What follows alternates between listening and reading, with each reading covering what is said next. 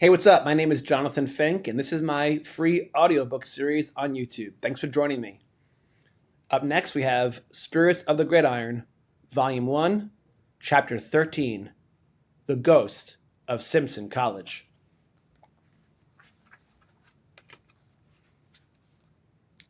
As the semester began, Beck pledged a fraternity, Sigma Pi Mu. With his pledge brothers, many of whom played for the Simpson football team, he endured the rituals of pledging a brotherhood, culminating in an unforgettable Hell Week. Their first task of Hell Week? A sleepover at College Hall with the ghost of Simpson College. It started with a knock, not the kind you hear when someone wants to come in, the kind that wakes you up in the middle of the night, sharp and deliberate, like the sound of trouble. Beck Jordan blinked into the darkness of his dorm room, heart already racing. It was 3:01 a.m. Again, the door knocked, harder and longer this time. He swung his legs off the mattress and reached for his sweatshirt, already knowing what was next. "Let's go, Beck," came the voice from the hallway. Brett Costello, senior linebacker, Sigma Pi Mu enforcer, and self-proclaimed keeper of tradition. "Toilets don't clean themselves." Beck groaned softly and shuffled out, joining a line of sleepy-eyed pledges. They were a sad little crew, boys in sweatpants and flip-flops, each carrying a sponge like a soldier carries a rifle. The fraternity house was a disaster, as usual. Crushed beer cans, clogged toilets, and the kind of smell that made you question your life choices. The pledges scrubbed in silence. This was Sigma Pi Mu, oldest fraternity on campus.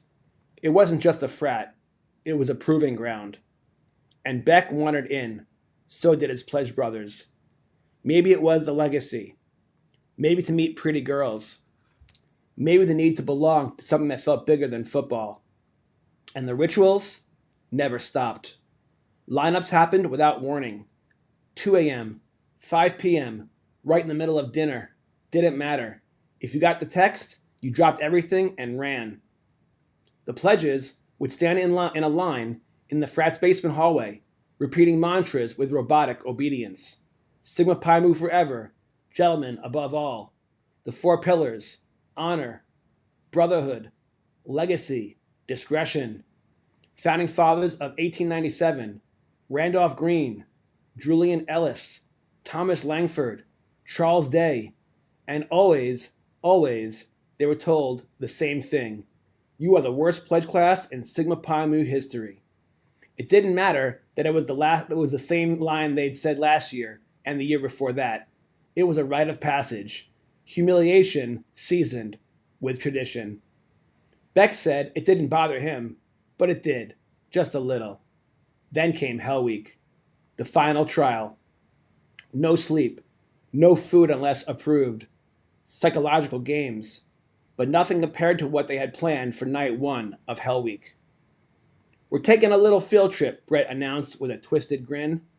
The pledges were blindfolded, marched across campus like prisoners, then led down the creaking steps into the basement of College Hall. Everyone at Simpson knew the story.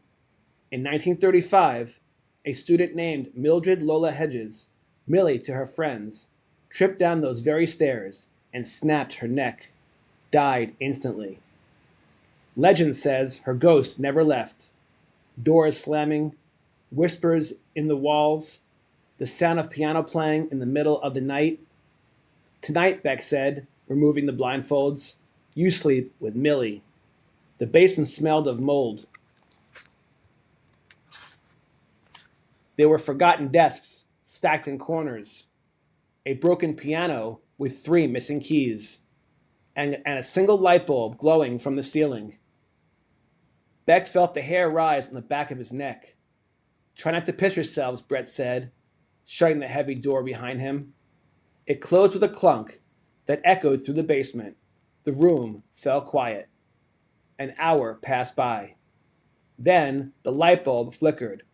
Once, twice, and then gone. Total darkness. Something creaked. Someone, Beck wasn't sure who muttered, "That wasn't funny, man." But no one had moved. And then they heard it. A piano note, high and sharp. They all froze. The piano had been silent all night. Dusty. Broken. No one had touched it. Then another note. Then a third. Beck felt a pit in his stomach. A murmur floated through the basement. Soft. Girlish. Sad. "Why won't you play with me?" someone screamed. The piano keys smashed in a chaotic flurry, like invisible hands were slamming them in rage. The desk rattled. The bulbs flickered back on. Then the lights went out again. The door burst open. Brett stood there, holding a flashlight to his face, laughing like a maniac. "Millie said you passed." The next weekend, the pledges felt like brothers because they were called up to participate in the prank wars. That's the end of chapter 13. Up next, chapter 14, the prank wars. Thanks for joining me today. I appreciate it. If you liked this chapter, please give it a like. And if you really enjoyed the chapter, please subscribe. Thank you so much. I appreciate you always. God bless.